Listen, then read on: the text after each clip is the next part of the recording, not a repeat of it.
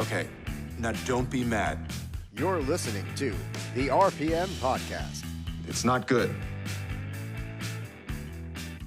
Well, we're starting to show off with the bang already. We're already having technical difficulties, but this is the RPM Podcast, episode 167. It is Saturday night at 7:30 p.m., March 21st, 2020. This is right at the height of all this coronavirus stuff, but we decided to do a podcast anyway. We're practicing social distancing. That's why you have a headset on and you're on my TV and not in the room with me, right? That's right. I'm Scott Riggleman down in Manchester, New Jersey at the Quarantine Edge of Divorce Motorsports studio. My brother, Tim Riggleman, he's been practicing being quarantined forever. He's always lived that lifestyle, so this is no big change to him. Tim's up in Farmingdale, New Jersey. Tim, how are you? Business as usual. Ready to go. And Josh Matthews is down there in Waretown, New Jersey, in his Matthews family studio. Josh is just happy because everybody's as miserable as he is now. So he's not the most miserable man in the world right now. That's exactly correct. And we got a special guest, or returning guest, actually, second time on the show with us. We have Michael Hager up in the West Point, New York area. Michael, how are you? Hey, guys. Thanks for having me on the show. All is well as we handle this coronavirus outbreak. It's kind of crazy out there. Michael is the part of the managing team over at the Bethel Speedway, and we want to have Michael come on and talk a little bit about the improvements that are going on at his racetrack up there. And we also want to touch base with him on the schedule. I mean, Bethel has a very, very aggressive schedule out this year, and it looks good. I don't know how much it's going to be affected by what's going on right now. But Michael can only stay on to about 8 o'clock or quarter after 8. So if Michael has to go, we'll have him back on to finish up. But Mike, how are the improvements going over at Bethel Speedway? We also on Facebook that you guys were the big improvement going on now, which a lot of people are happy about. We see that there's some replacements going on with your guardrail. We've seen that the front straightaway guardrail has been completely taken out and getting ready to be repaired. Has this coronavirus deal slowed you down with the improvements up there? Ironically, it's actually probably have sped things up. We've been blessed with a very mild March, not only in the entire Northeast, but especially in Sullivan County where the track is located. So it allowed us to jump out of the gun and really try and get some stuff done that the facility badly needed. So this is the time to do it.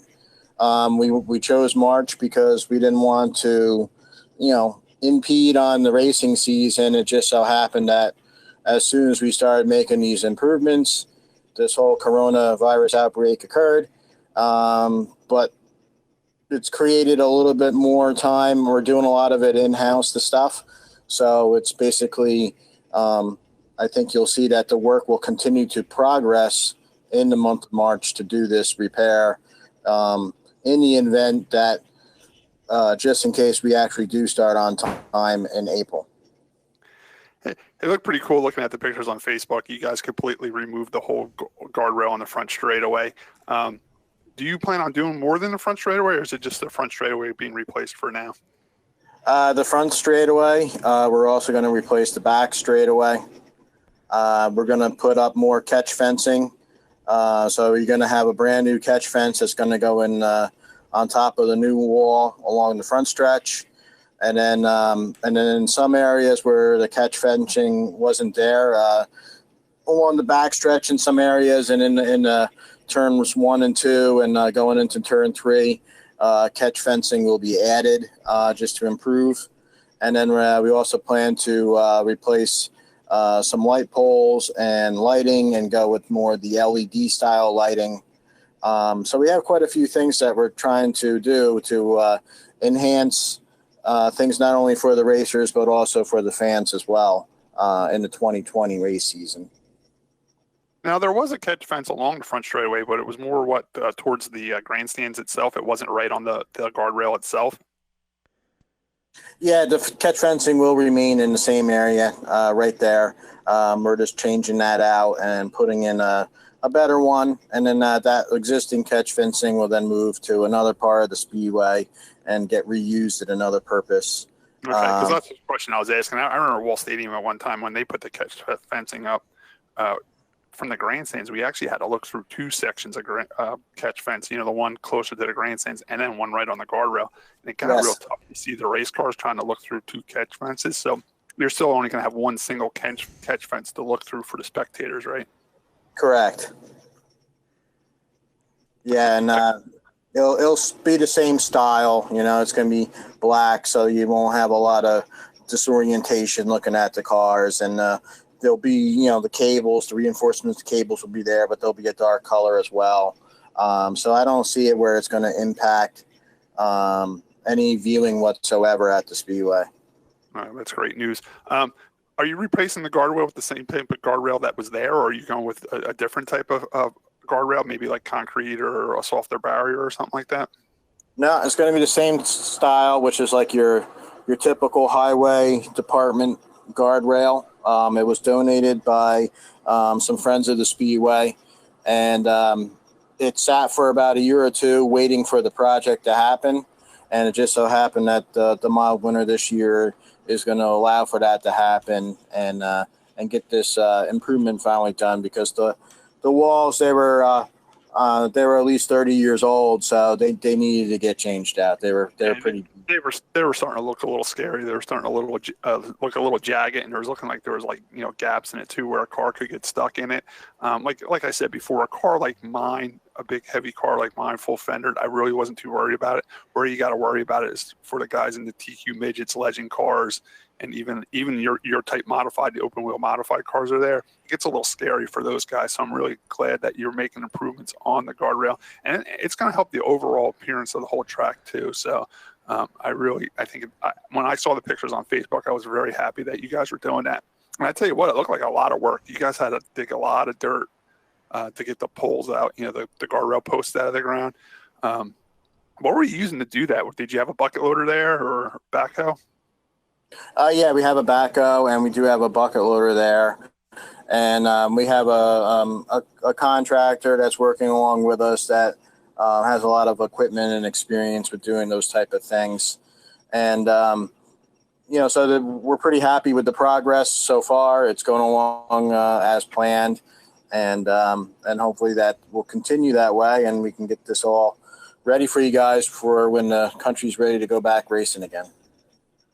When you guys were digging all that dirt up, I was just wondering to myself if you guys found any old type of racing artifacts, maybe like a piston rod or broken spindle or something like that came off in a crash or an engine blow up, and it was just sitting in there for years. We haven't found anything good like that, like any racing archaeology, but there is stories that there is some things that got put in that fill when they were making that, adding that type of retaining safety wall to protect the fans even more. Yes. And when that was being made, there was stories that tires and engine parts and fenders and things like that were put in there at that point of time, but we haven't uncovered any of that yet. The dirt actually looked pretty clean, the dirt you guys were digging away. I read the comments in the sections that you had pictures up, and a lot of the people up there were hoping that maybe you can make the track wider and bring the wall further back and give a little more room. But I know that would detail some asphalt paving, which could get expensive. And I was thinking to myself, would there even be room to do something like that? Is there room between the front straightaway and the grandstands where you could have made it a couple feet wider? Well, the reason why the configuration of that track, why turn 4 is a tighter, more angled corner than turn 2, and it's not as sweeping, is because years ago, the zoning came in there and said, listen, the cars are too level with the grandstands, and it's unsafe, and you need to add this existing retaining wall and kind of push the cars further back and a little bit more away from the grandstands if you want the racing to continue there. So the operator of the track at that time then added that retaining wall like the zoning and the insurance wanted. I believe it was the track insurance more so than the zoning. And they followed that mandate, and it did change the configuration of the track to be a little bit tighter. But originally when the track was built 60 years ago, it was more sweeping like that for what the drivers kind of like. I myself, I would be more of a traditionalist and wouldn't want to change the track configuration because it does create exciting close finishes. And I don't really want to see much of a change for that to happen, you know? So that's one of the things that we're trying to do, is to have something like that and not change it too much. And I don't think we would be able to do that anyway. Otherwise the grandstands would have to get moved back.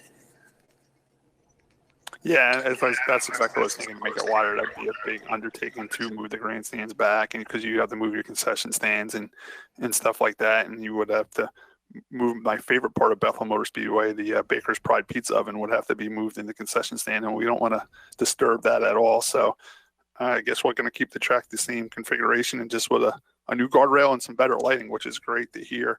I'm going to pull up your schedule now. Has there been any talk about when you think you might be able to get cars on the track? Do you think your schedule is going to get pushed back at all? I think that based on the worldwide problem that we have, I do think that, this is my personal opinion, that it's not gonna happen anytime soon. I personally would love to see the track open up on time and be able to present the racing and things like that, and just go the way it is. But the way the world is right now, and the way everything is changing, and the way the economy is taking a hit, and people are getting sick, I think that the racing is going on the back burner for many people. Even though the ones of us that love the racing and want to do it, it's just not the right time. So I can definitely see a delay happening. I do see where the track will definitely open at some point in the season. But everything that has been planned during the off season, I would say is up in the air at the moment, but we're definitely planned to race and try and get as many races in as possible. I know. And one thought, I'm like, all right, well, Wall doesn't start until April 26th. I mean, April 25th. You guys don't start until April 18th is an open practice, April 25th. I'm like, oh, everything will be okay April 25th. Then I start thinking and seeing other stuff on the news. I'm like, man, we'll be lucky if we're racing by the end of May or early June, It might get pushed back to June. We don't know yet, It's too early to tell. And like you said, too, the problem is when it is time to go back racing, how many people are going to have the money to go do it, Well, I'm already thinking about, eliminating some of the races I plan to travel to, or maybe eliminate some of the races at Wall and don't race there full time and do my traveling. I might have to pick and choose myself because of financial reasons, because it's devastating the towing industry because no one's traveling, no one's driving. So no one's really on the road for cars to be towed. I do have a tow lineup tomorrow that I'm going to go do. I had not one call today. Oh, I had one call, but it was for a tow tomorrow. I usually get up to 8 or 9 to 10 calls a day, and I've been lucky if I get 2 or 3 right now, Well, just as a comparison, Lisa had to pick up a packet for my son's schoolwork while schools are closed, and she wanted to pay for the latchkey program that he goes to so we're all current. And he said, the guy there said, just hang on to it. We don't even know if we're going to be open until September. So right, the kids may not be going back to school until basically the next school year. So a lot of things are up in the air right now, and it's stuff that we don't have control over. So we're going to have to wait and see. But that affects families as well with trying who has to stay home and how do you arrange for someone to keep an eye on the kids while if you do have to work and things like that. Luckily, she's able to work from home right now, but there are a lot of people in a very bad situation because of it. So yeah, it really. This would be bad timing for it to happen at any time. But we were just talking, a couple months ago, how great we thought racing was going to be this year because all the tracks are open. Evergreen's open. Bethel has a great schedule out. Mahoney Valley has a very aggressive schedule out. Wall Stadium has an aggressive schedule out. We got Bridgeport down by us. They're starting up a brand new half-mile, beautiful high bank dirt track. And we ended last season with great car counts and good fans in the grandstands. NASCAR had a good start. They were getting good car counts and good ratings on TV and good crowds in the grandstands.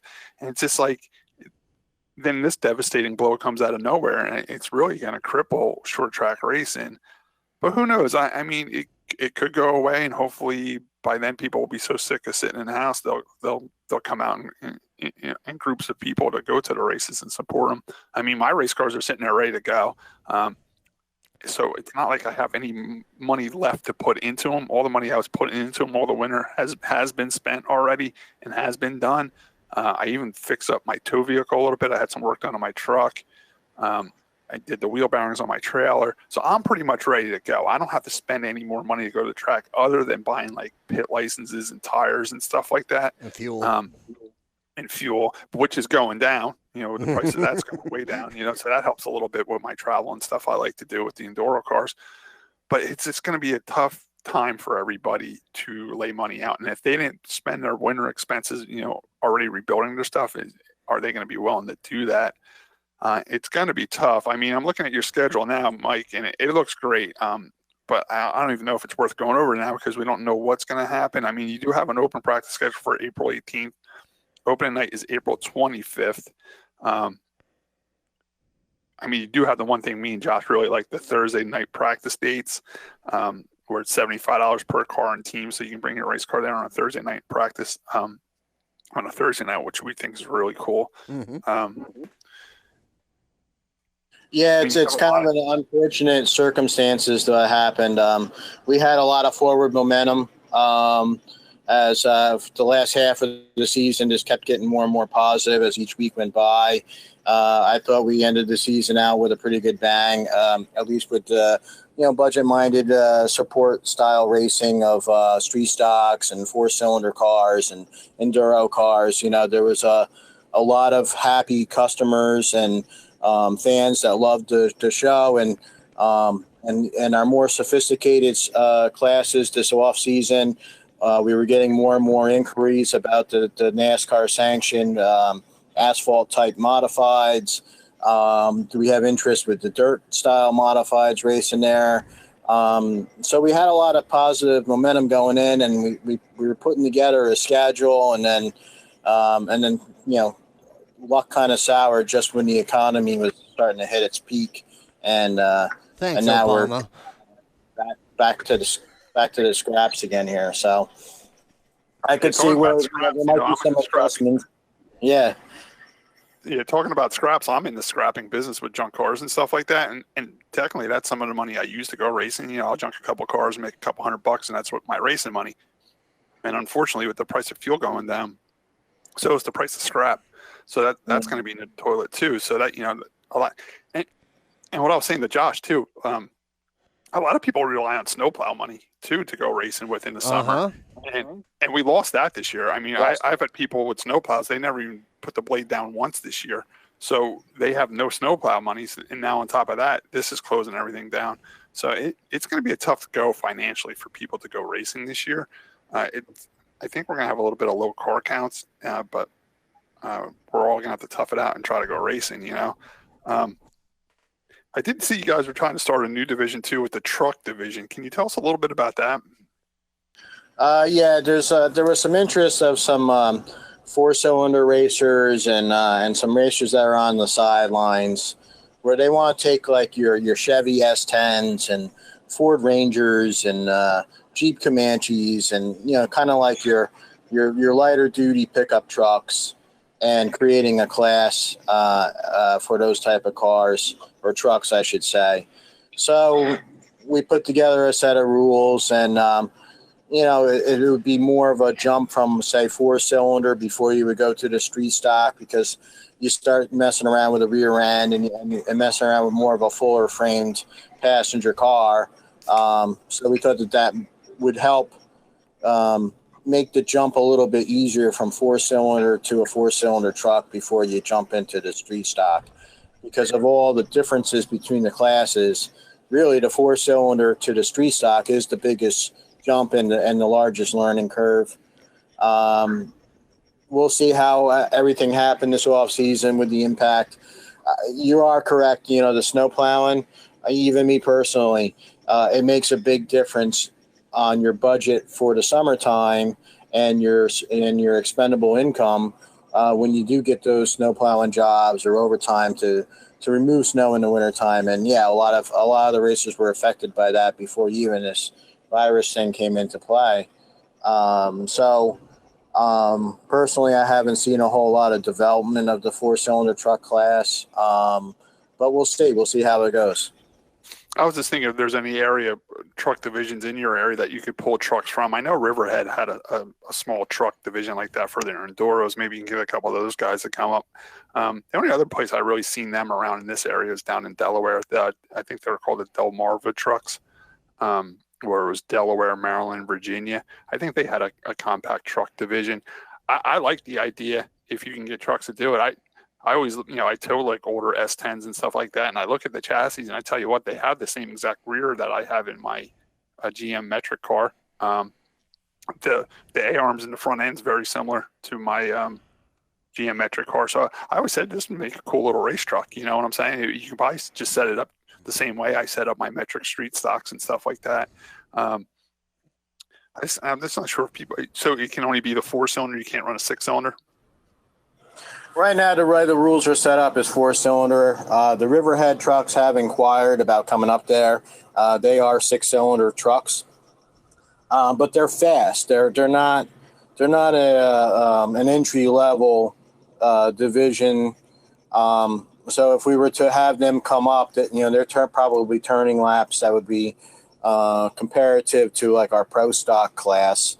So it's hard to really figure out a way to implement them in if we were to have the 4-cylinder trucks, and then it would be hard to have a fit like that when we already have a pro stock class. Right. And then there was compact trucks racing up in the southern tier of New York, mainly Afton and like Skyline and stuff like that. But over the years, that division kind of kept getting smaller and smaller car count because they couldn't control the cost. So then you had a few top teams in there that were just taking the majority of the wins, and then others would come with these kind of like straight out of the boneyard trucks, and this they're getting lapped several times in a feature. So the division kind of fell apart. So there is still a few of those cars around. But we'll see. We'll see how this division goes. We'll see if there is any interest and enough interest to have it grow and have it happen. If you could get 15, 20 of them every week, it would be a great class, and I think they would put on a heck of a show. Not only would it be a great class, it would be a great fit on your size racetrack. You know what I'm saying? On the small quarter mile, to have an S10 division with Ford Rangers. And you are right; they are a little more plentiful than the metric cars that I race. There is availability on them because they weren't being used by race car drivers for the last 20 years. So, I mean, I'm in the junkyards all the time. I do see S10s a lot in the junkyard. I'm hoping it's something will take off, but I just know how tough it is to get a new division going when you have nowhere to pull trucks from. So I wish you luck with that, and I hope it does. Yeah, you don't even need a lot to start with. You can get 4 or 5 there. You can get some type of racing going, and then people like it. They'll be like, oh, I can do that and build one too. I always thought minivans would be a cool way to go too, bone stock minivan division, because I junked tons of minivans, like Ford Windstars and stuff like that. If you get them from Lakewood, they're pre-dented. What's that? If you get them from Lakewood, they're already dented for you. Oh, yeah, that's true. They're all Honda Odysseys and the Toyota Sienna. They're the popular ones out of Lakewood. But yeah, I always thought a minivan division would be cool too, because they're front wheel drive and you basically just gut them, make some safety stuff in them, and go and race. Yeah, I agree with you, Scott. All right, Mike, it's 8:00 already. I don't want to keep it too much longer. I was going to go over your schedule, but with the uncertainty of when you're going to be able to open, I don't really see necessarily doing that. But like say if there is say if it gets pushed back to June 30th, what do you do then? Do you just look at your schedule and say, all right, June 30th, we just start from here and go, or do you try to make up some of the races that didn't happen, or maybe bring them into the fold somehow, or do you just pick up the schedule where it allows you to start? Well, it's funny you bring that up, because it's actually a discussion that we've been having amongst the management team. it is a very real possibility that racing might not hit the track until July. So, you know, you basically say, well, maybe we should contact the town and see if they're willing to be supportive of these date changes and things like that, because of what happened, and it's a detriment to the business. Are we able to then say, well, can we run Saturdays and Sundays in the months of July and August to help make up for the lost dates that happened in, say, June and May and April? And then what we would do is then we would, take half our divisions and maybe run them on Saturday, take the other half, run them on Sunday, and then try and maybe add one or two things to make it a little bit more special and try and run back to back. It's a possibility, but you're never going to get there unless the town is on board to support that, because right away, you could have neighbors that might complain that, hey, they're racing 2 days in a row. That wasn't the deal, Right. So you'd want to try and get that all ironed out so that way the town has your back. So that way if the neighbors do complain, then the town can explain to them, well, they experienced this hardship and this is the return that we're trying to do back with them. So if something like that were to happen, then I could see where we're going to try and do that. I'm sure other speedways are thinking the same thing. So I could see where that could change. But it all depends on the support of your community.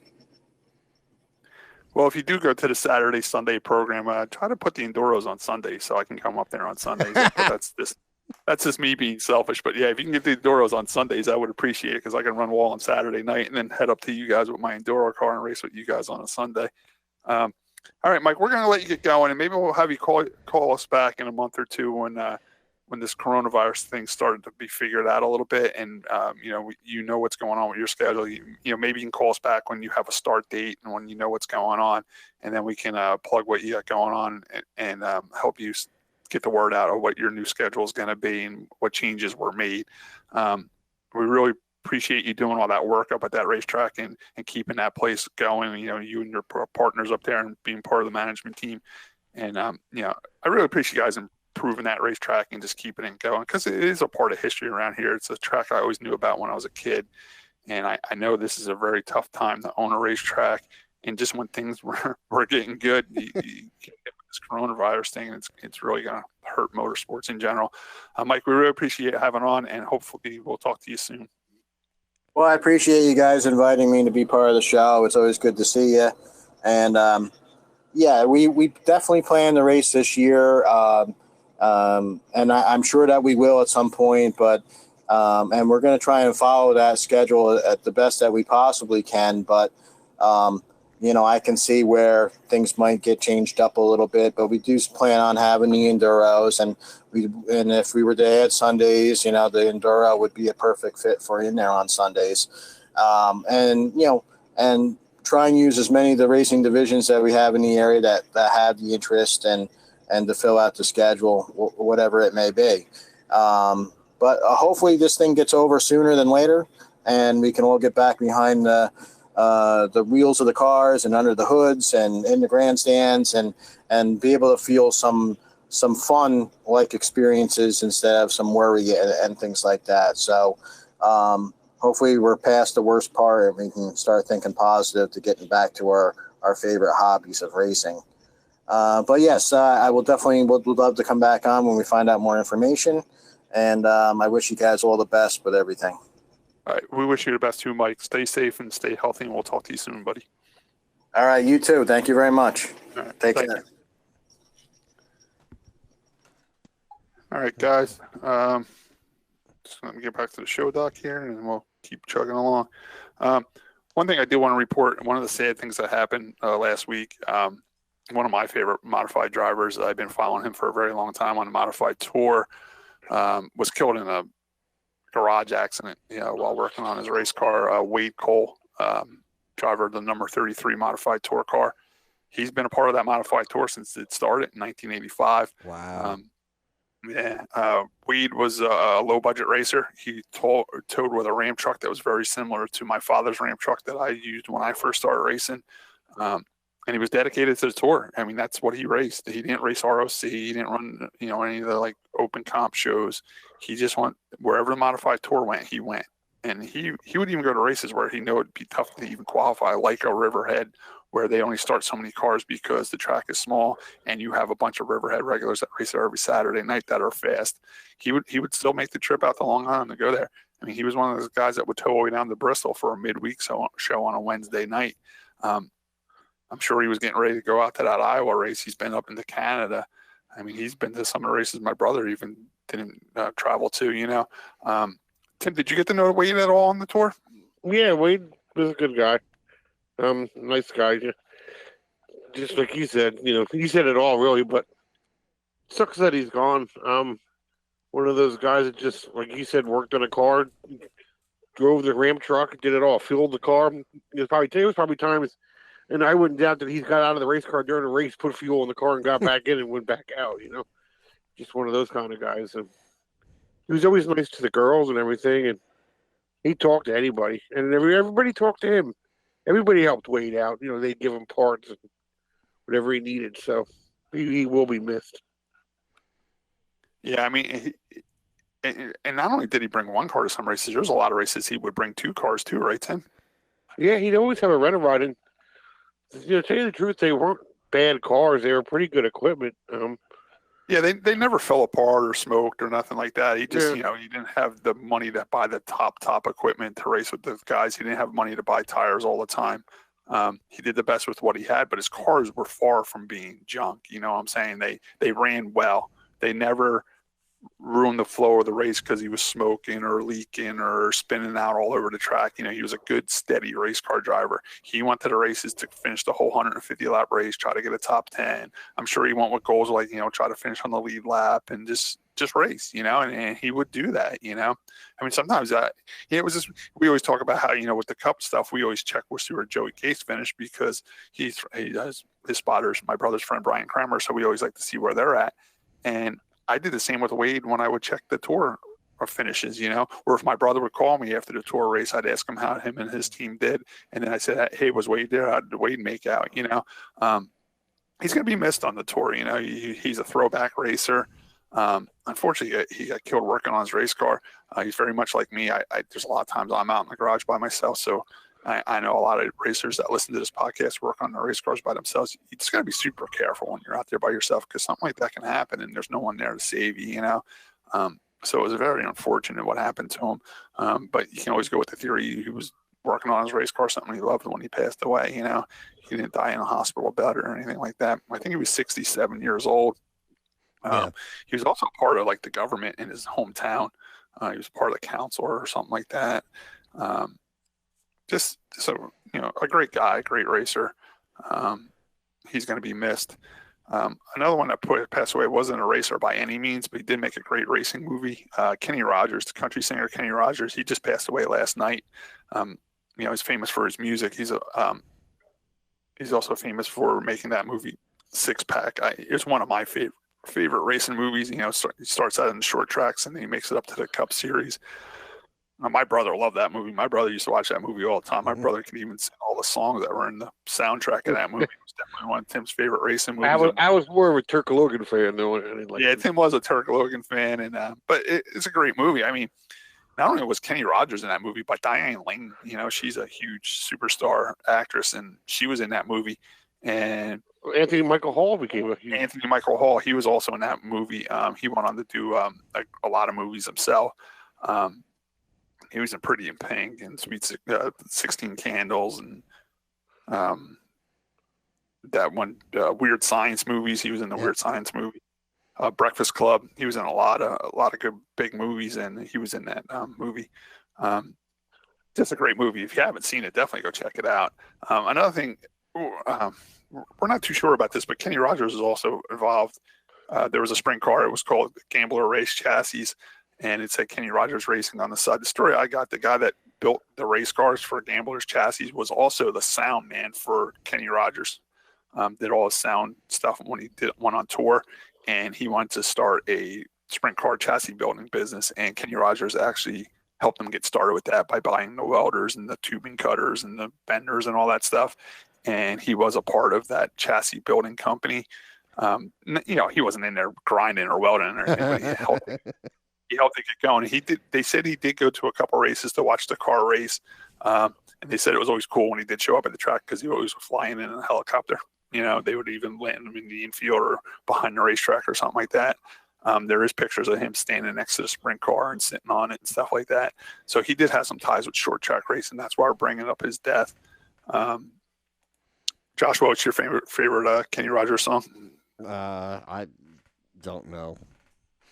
You can say The Gambler. We know you're going to say that. I do like that song. I'm not going to lie. There's actually The Gambler is a great song. But everybody says if you say The Gambler, that's the only song you know of Kenny Rogers, and you're not a true Kenny Rogers fan. My favorite Kenny Rogers song is because it does have a racing tie-in. Do you remember when Darrell Waltrip was the broadcaster on Fox, and that someone would lose a tire on pit road or going on the racetrack, and he would start singing, "You picked a fine time to leave me loose wheel." Well, that was actually a Kenny Rogers song. It was, you picked a fine time to leave me loose seal, and he would change it to loose wheel. So that was the connection there. That's another Kenny Rogers connection to racing. I was just going to say that there was a live version of The Gambler, or I guess it was live, where I guess Kenny Rogers was the guest on the Muppet Show or something, and so it's him and with some Muppets or whatever sitting on in a rail car, and they go through the whole thing of the gambler and handing the bottle and the one last cigarette, and so and then in a fun twist, after he dies in his sleep, the ghost of the Muppet comes in and joins in to sing the song. It's kind of weird, but it is a neat video. You figure smoking, drinking, and ghosts are not something you're normally going to see in a Muppets or kids show, but here it is with Kenny Rogers. So it's worth checking out. Another weird thing, Tim, I don't know if you knew this, but I did a little research when I found out he passed away. I did look up, I did the Wikipedia thing for the movie Six Pack. I went to see some of the tracks that was filmed at. One of the tracks that was filmed at, it had a bunch of different names, but now it's at Kershaw Motorsports Park. That was a dirt track, and a lot of the filming was done at that racetrack. Now it's an asphalt track, and it is opening back up this year, and they're racing again. Mm-hmm. Not Kershaw, Gresham Motorsports. Yeah, I know what you're talking about. Yep. Yeah, Gresham Motorsports Park in Georgia. If you want to look that up real quick, Josh, they did a lot of the filming there. A lot of it was filmed in the Georgia area. In Atlanta, even the scene in the Six Pack movie in the bar, that was a bar in Atlanta. They stayed at the Holiday Inn, so some of the filming was done in the Holiday Inn in Atlanta, Georgia. Another thing, Tim, I don't know if you knew this or not, but I thought it was a pretty cool thing. There was a spin-off TV series called Six Pack, and the guy that played Brewster Baker in that was Don Johnson from Miami Vice. No, I never knew that. So then I tried to find some clips of it. Unfortunately, it never got. They did a pilot for it, but it never got picked up. So there is like TV show posters and stuff like that. And there was a pilot put out, but it never got picked up. So it never made it to air. That's why nobody knows about it. So I thought it was pretty cool that they were going to do a TV spinoff show, which I wish they would have did. I would have watched it, but it never got picked up. And it was just weird that Don Johnson, who went on the Miami Vice fame. I see Gresham Motorsports Park reopens in 2020. They're listing a whole bunch of past events. It has not hosted a late model event since August 9th, 2014, which is kind of surprising. I think they tried to get a race in last year because I know Cody Connor went down there. And they either got it in and there was only a few cars there, or they didn't get it in and got rained out. I forget now. But they tried to get a race in late last year. I don't know if it got rained out or if it was just a small turnout, but they do plan on going back racing this year. And that is owned by a racing family. I just forget who owns that. Right. But yeah, so unfortunately we lost Kenny Rogers too. Apparently when that movie was made, they built 2 cars for that. I think they were Dillon cars. They were nice race cars, There's that one, obviously, that the Gas Monkey guy had, but apparently there was another one, and I don't know what happened to that one. Yeah, they built that in that that was filmed in 1982. That movie, I know they had like a $7 million budget and ended up making like $20 million in the box theaters back then, which doesn't sound like a lot nowadays. But in '82, when ticket prices were $2 to get into movies, that was a pretty good box office turnout. And they said, and it was cool too because when you looked at it on Wikipedia, like it says the box often releases, and then it got like a cult following, and it just every time they showed it, it got printed like 4 times for VCR type tapes, and then when DVDs came out, it got another print for DVDs, and now it's got going a picture. There's probably a copy of that in there. Every toter home and camper at the racetrack. Everybody, and it's even going into like Blu-ray and stuff. So here we are, 30 or 40 years later, it's still making money, Yeah. What's your favorite scene of that movie, Josh? I don't know. Tim, you kind of got me into the cursing. Or no, Scott. It was Scott. It was all the Swifty stuff, right? Yeah. Swifty is the highlight of that movie. I like when he makes it to Cup and they roll the car out of the hauler and everybody's all happy and everything like that. The only bad thing I don't like about Brewster Baker is he came up through the short tracks racing a Camaro or Chevy. He makes it to the big leagues and he's in a Ford. He kind of betrayed Chevy on that, but Ford brought him up to the big leagues and he ran good. I always thought that was a good looking car. I was painting like the Budweiser car. It was number 49. He did run good. This is weird. Like he makes it to the Cup level, and so does his short track nemesis. Yeah, Turk Logan. He all of a sudden he makes it to the Cup level too. I would say like they moved up together. It was a good movie. I mean, a lot of good racing, and it had that short track feel because I mean, that's the way racing was then. Like everybody kind of traveled to race, and it was cool. They'd pick up like a newspaper like the Air Auto Race News and see where the next big paying race was. They showed them staying in the hotels together. They showed them drinking in the bars together, and that's really how racing was back then. So it was a very realistic show. I mean, of course, there was a few, movie type scenes. The kid stealing the heads off the guy's car in the middle of the night and then blowing up the next day and stuff like that. But I liked it. It was a good racing movie. Yeah. So rest in peace, Kenny Rogers. Yeah, I didn't see that until late. Tim, you sent us something. They're going to put nitrous in those. What is that? Crown Vics. Oh yeah, well it's That's a good way to blow them up. They put nitrous in everything. Those guys. I'm surprised that the street sweeper blower thing doesn't have nitrous hooked up to it yet. First of all, we're talking about is the Freedom Factory race. What's it called? The Freedom Factory 100 or something they're calling it. Mm-hmm. We talked about it in the past. They did get 25 Crown Vics. They're old cop cars. They're white with green fenders on them. So wherever they came from, I don't know. I'm assuming Florida because that's where the track is. He's putting roll. Did you watch the video, Scott? I didn't watch the video, but I did see the picture that they're all the green and white. They're all white Crown Vics. I wanted you to watch it because what's that? They wanted. I was hoping that you watched it, but it's okay. They put like a half-ass roll cage in them. Wait. I don't know. Describe the half-ass roll cage. Well, it's real. It's professionally built. It's just I don't know how many point roll cages. Scott can tell you how many point roll cages. Oh, okay. It's basically the halo bar. The bar goes down to the front, and there's a bar that goes down to the back. But so they got like the one slanting door bar. Doesn't have like fold cage. Kind of like a drag race cage. Yeah, some guy charged them $500 each car to put that in. I don't know if that's expensive or not. That's pretty fair. I mean, it's hard. But, I do a lot of tubing bending, and let me tell you, it's harder than it looks to bend a tube inside a car that you can't cut the roof off of. You know what I'm saying? Yeah. It's tough to get that bend to go around and fit it.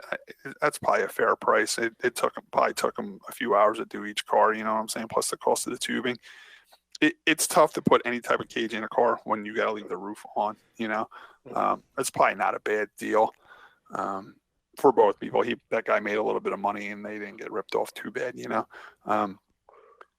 Did they say when they plan on doing that race? Because with everything being closed down, I bet you that they're going to have a lot of. Well, first of all, being in Florida, being on private property, and they are not selling tickets to it. Yeah, they can do it. They might be able to get away with it. There is a date for it, but the last video he put out wasn't about the date or anything. He didn't say anything about the the virus or anything. But they got the cage in half of them, and they were practicing the one today, just up and down in the grass, not on the racetrack. So it's still I think if they can do it while this coronavirus is going on and there's no racing on TV, I think it'll be his best bet because people are jonesing to watch something. So I think people will pay to watch it. It's gonna be on pay-per-view. Is it $9.95? Which ain't bad. You and Josh can afford that. I don't know. I might be out of work. I tell you, we might be all out of work. Another thing, Another thing I watched too while we were off, we always talk about racing stuff. We watch on TV. On Netflix, there's a show called Qualified. Has any of you guys heard about this yet? What was it? You mentioned it the other day, Scott. This is about Janet Guthrie, right? Yeah, it's about Janet Guthrie. It's kind of like her bio. It's talking. Is it like one episode, or is it like one episode? It's long though. It's like 90 minutes or something like that, like an hour and a half, almost 2 hours. It's a Janet Guthrie story. It's basically her qualifying for the Indy 500, which she had to go through to show up there and qualify. And they do show her missing 1 year and stuff like that. And it starts right from the beginning of her life and her whole racing career, even when she's on the NASCAR Cup side. Very well done. She's in it. She's talking you through the whole thing. AJ Foyt's in it, talking from his other side of view. They even interview like Richard Petty and stuff like that. Real good show on Janet Guthrie. The only thing I didn't like about it, she kept complaining that she couldn't get sponsored because she was a female driver. I don't necessarily believe that. I thought it maybe would offer, open up more avenues for her to get sponsors. I just feel like she went through the same struggles that everybody else. I mean, everybody has trouble getting sponsors, and if you're male or female, she just kept blaming it because she was female. She couldn't get sponsors. There's a lot of racers that made it to the top and had to drop out because they lost their sponsorship. I could see it kind of going where it's something different, so people might want to jump on it, and so it might be a good way to get sponsors. But also, I could see where some people would be like, "Man, no, I don't believe in her," so they don't do it. So I think it's you're going to have both sides of it. On the NASCAR side, she did have one cool sponsor. It's called Kelly Girl. And I always wondered what that was. I always seen the pictures of it. And it's pretty cool. Basically what it was a staffing company that if you needed a secretary for your job, you would call them, and they had secretaries on hand, and they would send girls over there to be a secretary of your company. Cool. Yeah, it was pretty cool. She had that sponsor for a while, and then she ended up getting Texaco for a couple of the Indy 500 runs, and she got them through a talk show. She went on a talk show like Good Morning America or something like that, complaining that she didn't have sponsorship to go racing. And the next day she got a sponsorship from Texaco. So she actually had Texaco 2 years at Indy, which gave her pretty good money to get pretty good equipment. And that's when she actually owned her own team, and that's when she had her best runs. Another thing too that I think hurt her, and she never really talked about, was other than her being a female racer trying to make it in NASCAR, because she had a lot of NASCAR starts and she had some pretty good runs in NASCAR. She had Humpy Wheeler behind her. He was the promoter of Charlotte Motor Speedway, and he was always trying to get her rides for the Charlotte 600 and stuff like that, because he always wanted females in the grandstand. So by bringing her in, he would set up deals to have her race his races, so he would get the females in the grandstands. Mm-hmm. And he said it worked. He would pack it with a lot of women, because they wanted to come out and see Janet run. She there too. It didn't matter if she was a guy or a girl, because I always noticed through racing, to make it in NASCAR, if you didn't come up through like say the late models and modifieds and short track racing stuff, they didn't treat you with respect either. And she didn't come up through that. She came up through road racing, okay. And they were always against people like that, IndyCar people, road racing. Like she was just like an SCCA road racer, and a lot of the NASCAR people didn't like them anyway. They didn't care if they were female or male, they just didn't like that type of racing. It was kind of like doctors and lawyers, that type of racing, Right. But one thing I did learn about this documentary about her is she was a very good mechanical too. She could actually put a race car together. She could build a motor. when she was racing the lower series, she was pretty much doing it herself. And she would buy a car like a Porsche or something like that, and she would strip it out and tune it herself and all that stuff. So she was pretty hands-on, even mechanically. So it's a great documentary. Definitely check it out. It's called Qualified. It's on Netflix. I really enjoyed watching that. Did you guys watch anything while we were off you may want to talk about? No. I'm trying to think if Tim sent us a bunch of stuff, but I'm trying to think if I've actually followed That's up. what I'm checking to see what I sent and forgot about him. Yeah, I really haven't been much. Kyle Busch practiced today for the computer race tomorrow. That's let's see. Oh, and Tim, you also shared Scott winning factory stock race with us. Looks like that was my interview. That was my interview after. That was the interview. That just came across somehow it came across my news feed, and I just figured I sent it. Scott, did you want to talk about Bill passing away? A lot of people listening to this know him. Yeah, I shared that on my Facebook. Me and Tim had a mutual friend who owned Dougal's Pizza in Farmingdale. He sponsored a lot of race cars at the track because number one, I worked there. I worked there from I was about 13 years old to I was about 23. I'd worked there on nights and weekends making pizza and running the pizza place. It was right down the street from Wall Stadium, so a lot of the race teams would drive through there on their way to the racetrack. And a lot of race teams were based in the Farmingdale area, so they would come in and order pizzas during the week while they worked on their race cars. So, Bill did sponsor a few of them. He sponsored me. He would always give us a couple subs to go to the track. I know when the Cisco's were racing, we always helped them out. We would always give Brian Cisco a couple subs to take to the racetrack every Saturday. Bill was just a great guy. One thing I regret, he never made it to one of my races because when you own a restaurant, man, it's 24/7. You're constantly working, and but he would always call me first thing Sunday morning and ask how Saturday night racing went. And not only would he ask about me, but he would ask about all the Farmingdale racers: Tom Mauser, Brian Cisco, Richie Hallgren. Richie Hallgren even worked at Douglas for a while when he was a kid too. He would ask about Shannon Connor and people like that, and he was this great guy, and a lot of people probably know Douglas Pizza in Farmdale. I know Bobby Brown. He listens to the show. He raced his dwarf cars for a long time. He used to be a good customer there too. He used to come in and get chicken and stuff like that all the time too.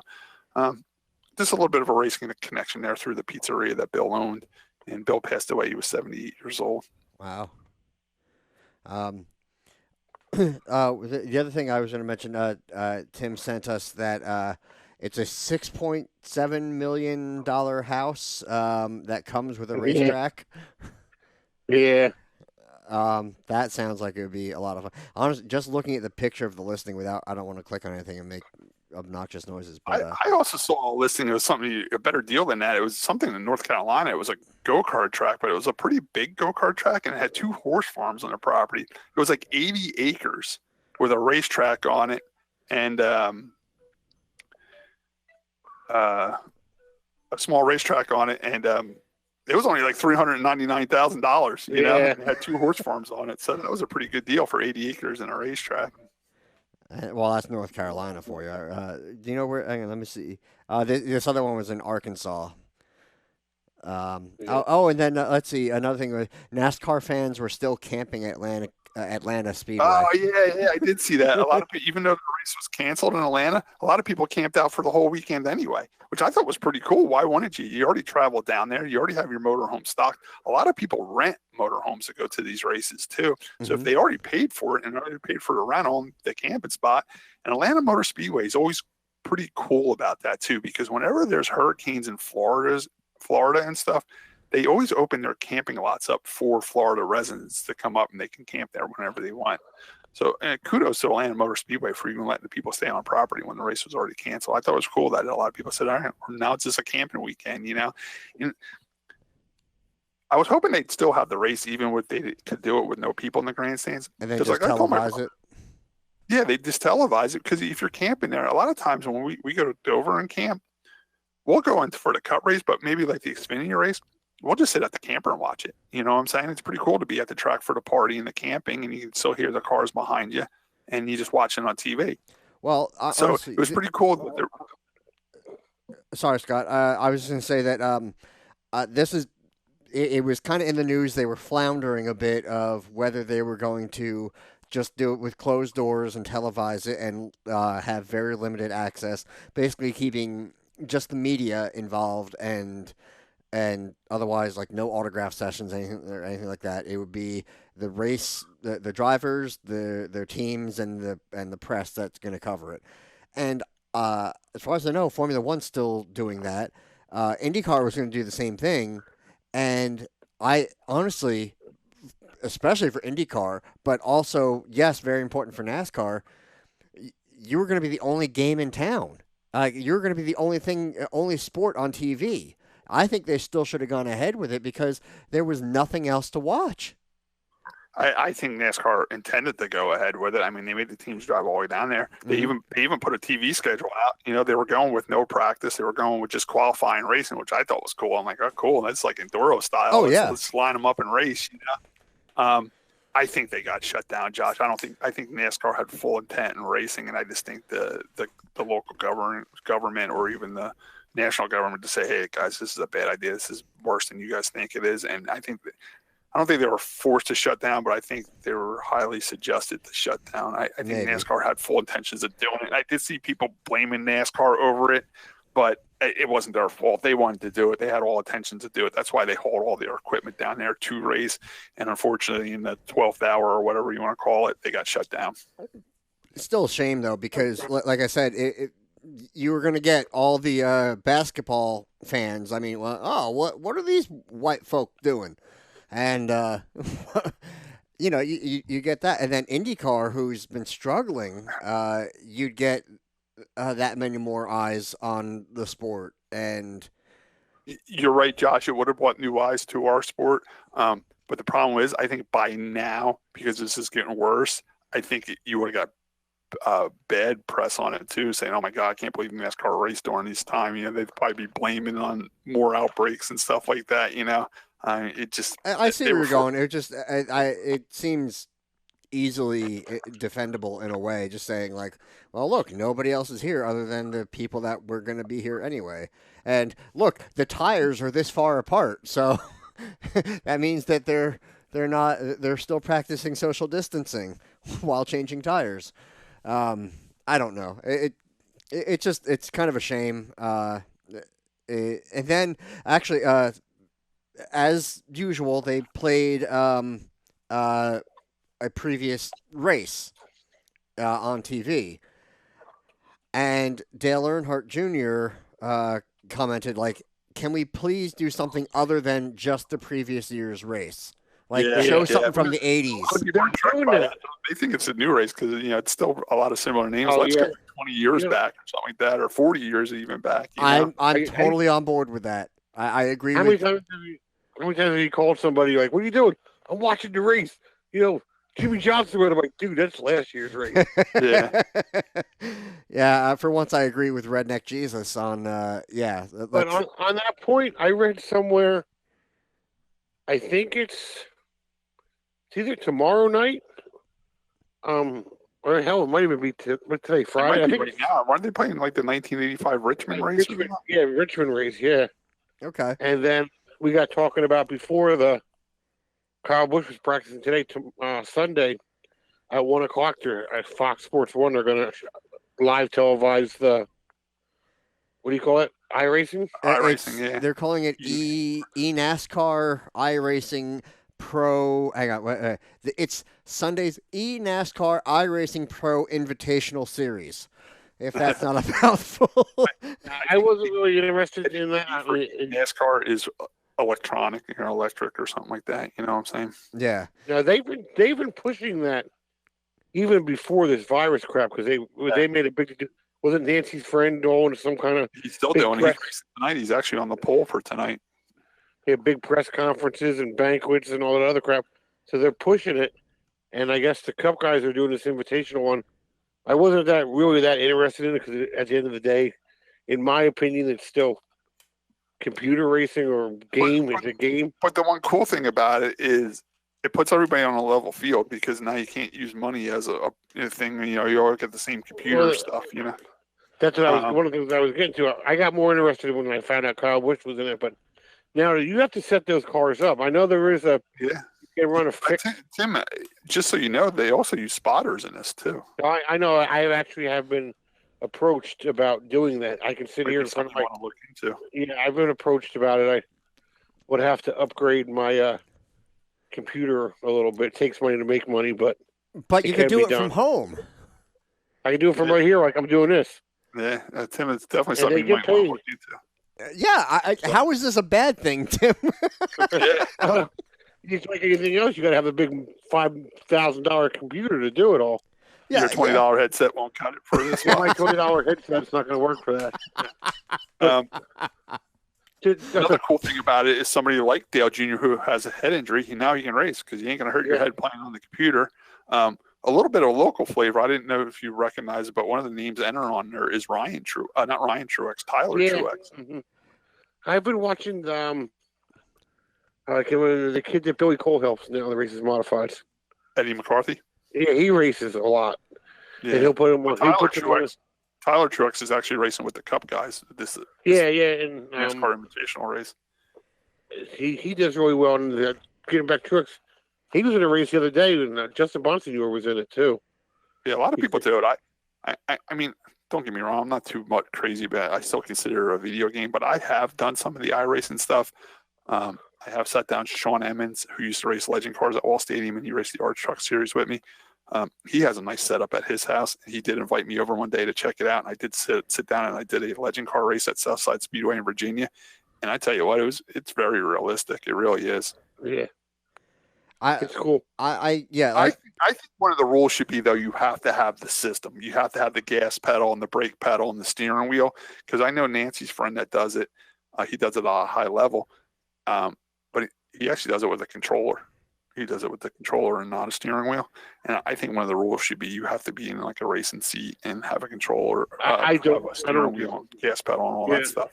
I don't disagree with that. Well, the one thing now it's one of those things where, like you said, it's realistic, and I think that's good. And I think that there are going to be people that are better than others at it. And I think to quite a degree, there are going to be plenty of drivers, actual drivers that we know from tracks, that if they got in it, they would do better than plenty of other people just because they get it. But you heard Kyle Busch talking about needing a fan in there and joking around about, sweating and all that, because obviously you're in a much better climate controlled setting. You can have the air conditioner going on. You're not just getting whatever outside temperature air blowing into your helmet or whatever. So there are some luxuries to it, but I mean, you still have to concentrate and, like you said, set up the car properly and everything. Kyle Busch has admitted he's not the best at that. He's too busy racing real cars. You know what I'm saying? Now he's got to catch up to these guys that have been racing on the computer forever. You know what I'm saying? Dale Jr.'s been doing it since it started, Yeah. Him and Morton. Wasn't Tony Stewart doing it for a while, too? They all were. They were all doing. Tony Stewart actually has a game out named after him now, so I'm sure he's involved somehow. Okay, yeah, I wouldn't be too surprised. And I'm curious if this goes on if the TV picks it up. Say the TV says, all right, that's great. We got good ratings. We're going to do the next 4 weeks while we're quarantined. For 4 weeks. I think out of that 4 weeks, there's going to be one kid that nobody knows about. That's probably never raced a race car in his life. But he's going to be good enough on that computer. By the end of this series, he's going to have like a truck ride or a late model ride because he's good. I agree with you 100%. Someone's going to shine out of this next 4 weeks, and it's going to elevate their career to the next thing. Like call him a dark horse or whatever you want to call him. So let's keep our eye out on him. In a way, that's a good thing because, like you said, it's good. That's a good thing, yeah. But then again, the way things are taking off for the electronic world, does the kid even want to move out of the iRacing and move over to the Cup or the NASCAR real racing? He might want to stay right where he's at because this thing. If he's a real race car driver, like we just said, like the kid that Billy Cole helps, he's a real race car driver. or Truex, and they love to race real race cars. Yeah. They'll move along. This kid, maybe he races go-karts or a late model or a truck or something. Yeah, he would. But if he's just a kid that got on the racing on the computer, probably not. He'd probably be scared to death in a real race car. Right. I'm just saying. I mean, if you look at it from a cost perspective, I mean, yeah, the upfront cost for getting a good computer for this, having the right internet connection, and the whole proper setup with the wheel and the pedals, and I mean, if you get a good setup, it's going to cost you a pretty penny. But I mean, it's you're probably about $7,000 for everything. but you can crash. Man, you Hit just the button. hit the reset button and you're okay. Yeah. You don't have to go banging out fenders, replacing tie rods and stuff. I mean, long term, it's not going to break down on you the same way. Other than you get hit by a lightning bolt and it fries your computer, you're probably going to be okay for quite a while. So, I mean, that overall could be a better investment, at least time wise. And then if they do get a real ride from that, then they've saved money in the process. Yeah. So It's something to keep an eye on. It's not Do you something think it's I'm not big into, but it's something to keep an eye on while regular racing's down, and regular racing might be down for a while. Mhm. And we'll see what develops out of it. yeah, I think I'm gonna check it out. I mean, I may not watch every minute of it, but but they do. The thing is, sorry, Tim. I was gonna say they do have actual announcers, covering these things. So I mean, it's not just watching somebody play a video game. They're actually saying the name. Oh, he's coming in. He's pitting this time. Oh, well, he's running They're just. going to do it a real race. This is going to get amped up because of this coronavirus thing, and the real race car's not racing. Now everybody's available to make it more professional. They're going to have the professional broadcasters, and NBC or Fox or somebody might even put more money towards it because they need to broadcast something. It's going to take off because of this. The one thing good that's coming out of the coronavirus, people being quarantined, is the iRacing. It's Well, definitely you gonna help figure iRacing. the whoever was paying for TV time for the NASCAR broadcast, they might be able to trade them off and get in on this. It's probably already paid for. They, maybe it might Another be thing like I a want no to mention. refund. Another thing I want to mention too, getting off the iRacing thing real quick, is the track pass I always brag about. They actually sent me an email the other day saying Mhm. that we're not getting charged for these months. Like, they're going to extend it. Like, this goes a month or 2 months without broadcasting on track pass, then I'm not going to have to repay in 12 months from now. They're going to extend me to 14 months. You know what I'm saying? I'm That's not losing fair. my money by not racing this month. It's not a They're whole real lot, fan. but they're doing something, and it's Yeah. appreciated. So yeah, Right. they're trying. They're making an effort, which I think is That's awesome. another thing too. I'm wondering what's going to happen with, say, short track racing. Like, say for some reason we don't go back racing at Wall Stadium until July. Do we still have to pay the full $100 for our pit license and the full $100 for our pit spot, or is that going to be all prorated? You know what I'm Well, No, saying? you're gonna pay it. You'll pay it. I hear what you're saying, Scott, but at the same time, like we were talking before, the tracks are going to be struggling too. So I think you really it's kind of $100, have to. right? Help the track out, Yeah, I mean, like you're looking to get what, $20 off or something for your pit license, but the track is going to need that money too. Yeah. So And like Nancy said too, basically when you buy a pit license for $100, you're paying for your insurance, and I'm sure that the track still has to pay the full year for their insurance. yeah, it was probably all paid up. I mean, I'm sure she already had the scales calibrated and everything else. That was all paid for and done before this all happened, and now they're sitting on a debt, and yeah, they're going to be in a tough spot. So honestly, I'm probably going to go to more races this year just because I feel bad.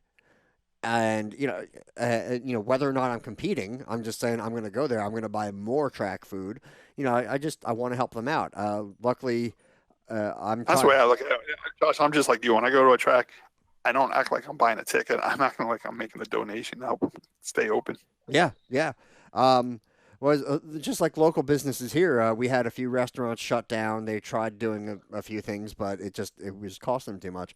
Luckily, the local deli, they're doing delivery only, and I've been trying to order lunch from them. So if it's a couple bucks, keeps them doing something, and yeah, because I don't know. Hopefully, I'm still working. I don't know what's going on. Speaking of local business, I just want to plug one of my sponsors, actually two of them. Stewart's Root Beer and Hal, who's been sponsoring me and Nancy now for a few years. I actually stopped in there on Friday. I had a tow call up that way. They were open. I actually stopped in there. They have the car hop service, so they can bring the food out to your car. You don't even have to go inside. Mm-hmm. That worked real well. And I did go inside because I was in my tow truck, and she was still allowed to have like up to 10 people inside. I went inside and sat at their little bar, and she was busy. They were actually pretty busy. She said she was very happy of the support from the local community that came out and supported her business. The car hop was busy all day. They had the DoorDash going. A lot of people were coming in and just picking up orders, calling in orders and picking it up. She said she was very happy about it. Well, I think one thing that helps that is a lot of people were already cut from work or staying home, or maybe they had the kids or whatever, so they are home during the day to go to these places. Right. So that might help too. You're right, because now they're home with their kids that are normally in school on a Friday afternoon. Now they're home and they're looking for something to do. Hey, we can just drive over and sit in the car for a little while and have hot dogs and root beer floats over at Stewart's. And the kids liked it because it's a throwback. It's probably the first time they ever pulled into a car hop where they brought the food out to them and hung the food on the door and all that stuff. So if anybody's in the area, Stewart's Root Beer and Hal is a sponsor of mine, Nancy's race car. They are open for business. If you do go there, the lady that owns the place, her name's Jackie. Say hi to Jackie and tell her that you know me and Nancy. Another sponsor of mine, and I haven't talked to them yet, is Tony Bartone, the driver of the 49X factory stock. He owns the Arc restaurant. He had to send all his employees home a few nights ago at 8 p.m. They had to shut down, but they are open for takeout. I saw that they were doing something. They were giving like a $50 gift card or something for a future purchase if you spent X amount on an order or something. I forget the exact detail. $10 gift card. So say if you went there and you spent $50, he would give you a $10 gift card to come back when they are open. All right, yeah, that's what I had it backwards. But yes, which that's an awesome thing. They're trying to. It's a great way to encourage people to come out and do it. And the Arc does have some pretty good food. So the Arc has fantastic food. The Arc has really good. I tell you what, Stewart's food's really good too. A little greasy for me, I actually had a hot dog. I had a hot dog with mustard. It comes in those little rolls, Tim, like you like the ones that look like a loaf of bread cut down the middle. And I had a fried zucchini. Okay. When I worked at the junkyard, we would go there a lot because John liked that place. They have excellent soups there. Soups, yeah. Like they had them homemade, or they were homemade by somebody. Wait, the soups at the Arc or the soups at Stewart's? Stewart's. Okay. Stewart's. I just want to clarify. We're talking about so much food already. Stewart's has great food. I got a diet root beer, and I tell you what, you couldn't even tell it was diet. The root beer was so good there. But yeah, the Arc has great food too. So Arc's too high. That's too high roller for me. I'm not a high roller. So if anybody's in the Point Pleasant area, Tony Bartone, factory stock racer at Wall Stadium, please go support his business. And my sponsor, Stewart's and Hal. While we're on that subject, just try to support any local food place, pizza place, anything, because they need the money too. And don't forget, America, like Tim, like you're saying, you can. And the thing is, you don't always even have to go there. A lot of places you can do the DoorDash thing, which for a lot of places are even doing free delivery right now. Just trying to. I've seen the Uber Foods. Uber Foods has been free. Yeah. So I mean, everybody's trying to work together on this to some extent or whatever. But you also now don't have to go there. It's just one person picks up your order and they can drop it at your door. I mean, everything you can pay, tip, everything on your card. So it's not like you have to hand them or anything or sign for anything. They just drop it at your door. Knock, and they. Yeah, you don't have to see them. It's already paid for. And just tell them to knock the door, leave the food on the porch, and when they drive away, pick your food up. Yeah, all the iRacing guys understand it. It's that technology thing. No, I'm kidding, but no, seriously. Tim, what were you saying about pizzerias? What's that? Tim was saying something about pizzerias. Yeah. Oh, go ahead, Tim.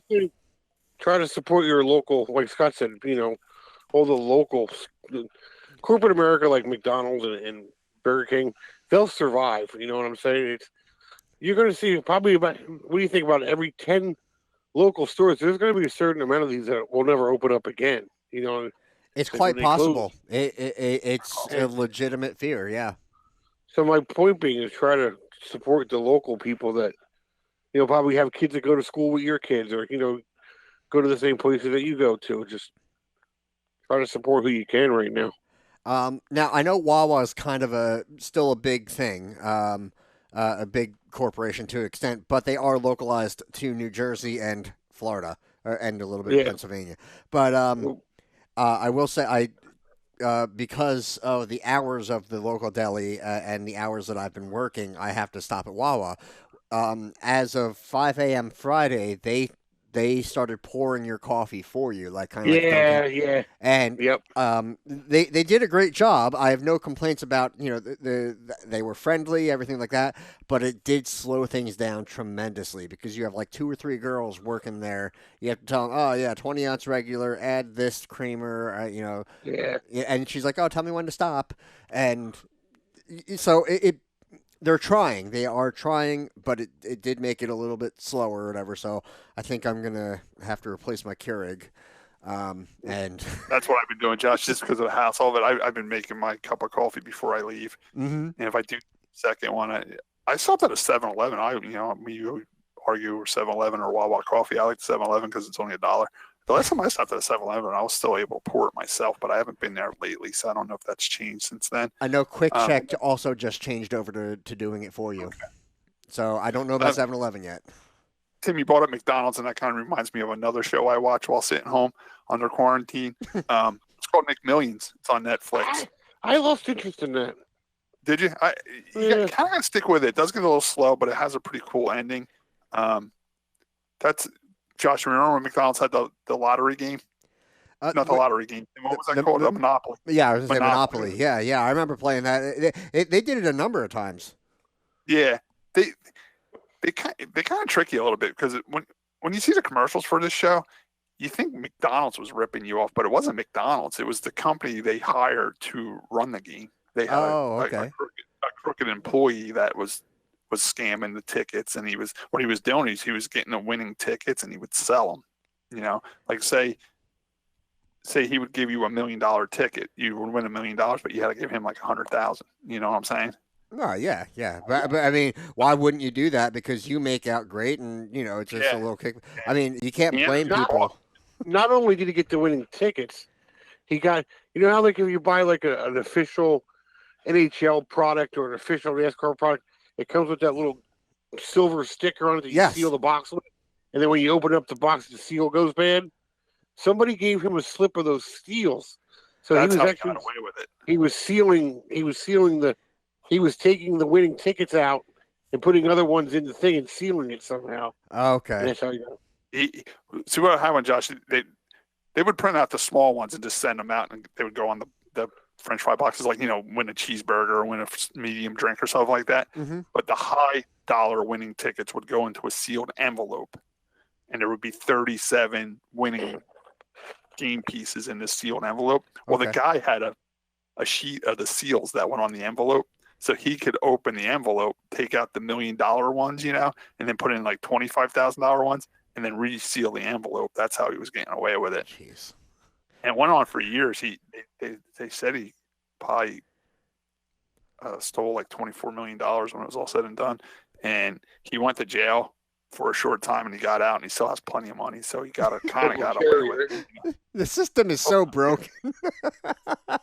He has to pay back $24 million. But here's the catch. They put him on a payment plan. It's $370 a month.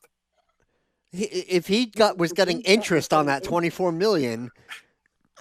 So for him to pay off $24 million in restitution, they put him on $370 a month. He'll be dead before he pays for it. He could have paid that off in 3 lifetimes at $370. So his own son was saying that because he doesn't talk to his father anymore over this, he says he's got so much money buried, it's a joke that he's got to pay $370 a month back. But it's a good show. Like I said, it does get a little boring in the middle. You kind of got to stick with it. It does get a little slow in the middle. The only thing I do get over, did the people that he gave the tickets to, did they have to give the money back, or were they able to? The one lady from South Carolina, she actually something to do with her house. There's a lien on her house. I'm like, yeah, they had to pay restitution too. Wow. But a lot of it could have been, unless he named names. I mean, if they were cash deals, I mean, you could disappear into the ether and. Josh, the FBI was on for a while. You got to watch this, Josh. This is how they call it to people. The way the FBI wanted to round them all up, all the people that won, because no one won legally. No one won the $1 million legally. He stole all the big winning tickets and it sent them out to family members and friends of family. So they always had different locations and different last names. Mm-hmm. And the way the FBI rounded them all up, they contacted all the winners and said, we're having a $millions reunion in Las Vegas where we're bringing all the big Monopoly winning people to Las Vegas. McDonald's is paying for everything, and we're going to have like a reunion dinner, and everybody can tell their stories of how they won, how much they won, what they did with their money. So when they all got there, they got arrested. Oh my god! I was going to say, it's like, a good show. Tim is right. It does get a little boring in the middle, but you got to stick with it. I mean, what else you got to watch right now? You know, yeah. God forbid you watch the RPM podcast. I mean, we even did this show with not much content. But I think part of it is also a lot of people are looking for things to watch and things to do, and if for some ungodly reason they enjoy us talking and bantering like this, if we're helping at all, then awesome. And if we can get people laughing, we were talking about Bobby Brown before. I made some post about shouldn't we hold off or postpone filling out the census until after this pandemic's over with? And he commented, he's like, I shouldn't have laughed at that, but so yeah, if we can make people laugh a little bit and have some fun here. Actually, I did want to. One thing we didn't touch on yet. Pennsylvania is apparently still going on with racing, right? Yeah, but they've been canceling too. No one's been going through with it. Everybody, it's just so weird. Like I've been even telling Nancy this too. Like all these tracks come on Monday, say we're still racing this weekend. We're still practicing. Be ready, be ready, be ready. And they kind of get like a tough man attitude about it. And then by Wednesday, they got to put up a thing saying, "Oh, we're canceling too." Like no. Like Evergreen was going to try to have practice tomorrow. They ended up canceling. Right. I had an Enduro I was supposed to race at Grandview today. They ended up canceling. Nobody can risk what's going on now. It's just you put too many people at risk, you know. Yeah, no, I get it. But for Evergreen too, man, they had such a terrible. So that guy, he's sticking with it too. I can't believe he hasn't thrown in the towel yet. I mean, here we are again. I finally got what I want with these guys. March 28th, they have an Enduro 100 lapper. They asked me how they think they can get more Enduro cars there. I said go to Outlaw Enduro Rules. Open the rules up to Outlaw Enduro Rules. They did. A lot of people are interested in going it, and now this is happening. Yeah, it's so they can survive it.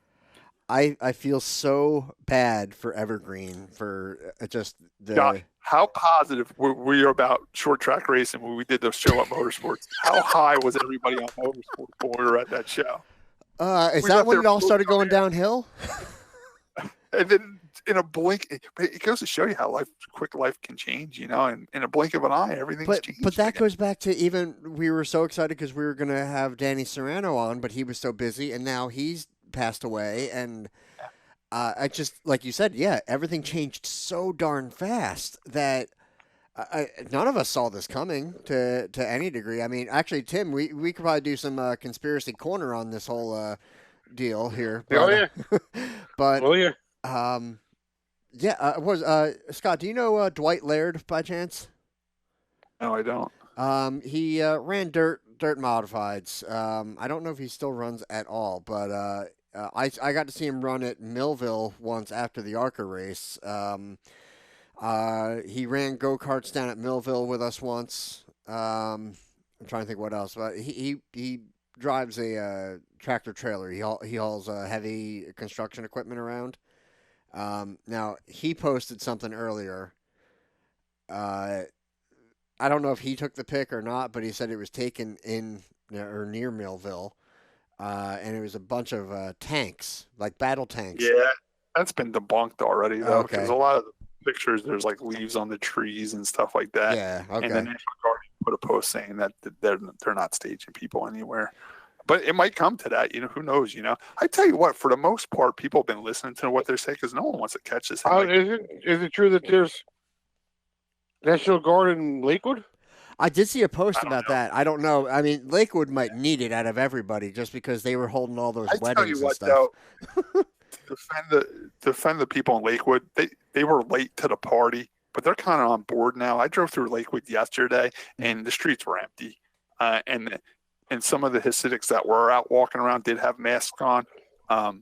They were late to the party. I agree with that, but I think they're finally on board now because I didn't see school buses running yesterday, and I drove right through Lakewood on Friday at like 2:00 when it's usually packed. Yeah. There wasn't many people on the street. The few people I did see on the street had masks on, so I think they're finally on board with this now too. I know. Well, the one in the middle of the road was on top of the pallet in the he was helping out. There was a wire across the road, and he got the wire up. So let's see what OSHA has to say about that pallet on top of a forklift.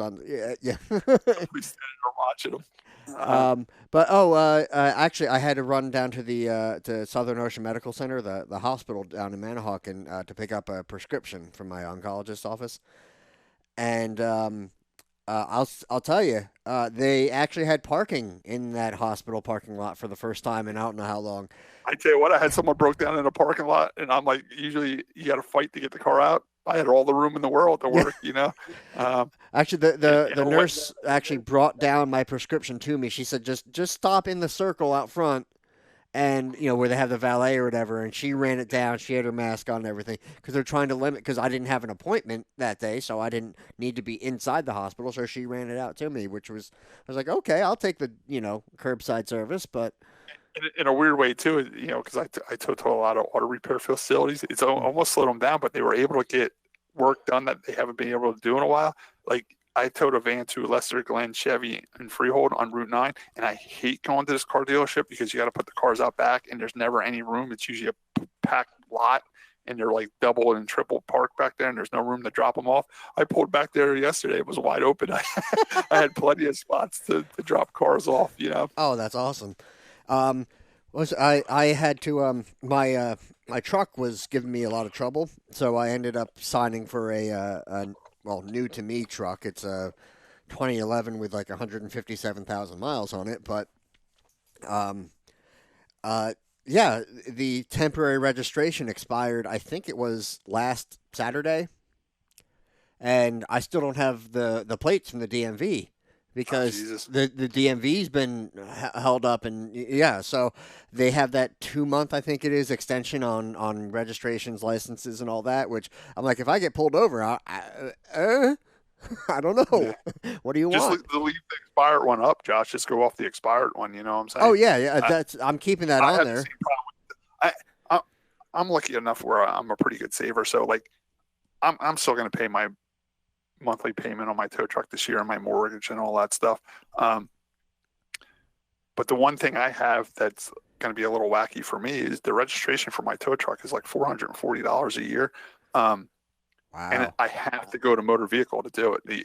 It's one of those registrations you can't do through the mail because I got to prove insurance and all that stuff that I have the towing insurance for the tow insurance company. Okay. And I also get a sticker, a tow truck sticker. It's a good little tip for anybody. If you ever get towed and they don't have a tow truck sticker on the side of their truck, they're not legit. To be legit in New Jersey, you need a tow truck sticker on the side of your truck. It's about 3 inches tall and 3 inches wide, and it's like a shiny prism. It'll say like 2020 tow truck. Okay. I didn't know that. I have to get a sticker, so I can't do it through the mail. I have to go to motor vehicle, and it's done. It's due April 30th, so that might be the only thing I might let lapse because of this. Right. I mean, worst case, you can try to like make a phone call and say, "Hey, I need to do this." And then that way they tell you what to do. I think Lisa's registration just came in for renewal for the Trailblazer, and I can do that. You just enter the PIN online and and off it goes. The tow truck one, my tow truck and the registration even comes in like a different color envelope and everything, and it says must go to the DMV to register. You can't do it. Yeah, well, Josh, what are you gonna do about your mortgage? Are you gonna pay it, or are you gonna use the option where you can miss 3 months? We're gonna see what happens. It all depends on whether or not I'm actually still working because, like I said, Right. I'm kind of in that The way I look at it, if gray I had the area. money, I could pay my mortgage because what's the difference if you pay the 3 months now or at the end of the mortgage? You know what I'm saying? You might as well just keep paying it on a schedule. But I'm like you said, when it gets tight, just skip it. You know? Yeah, I'm gonna. I think we're gonna pay it. I don't see why we wouldn't. But like, I think we do have like a 17-day grace period. So if we had to try to work something out, I don't know.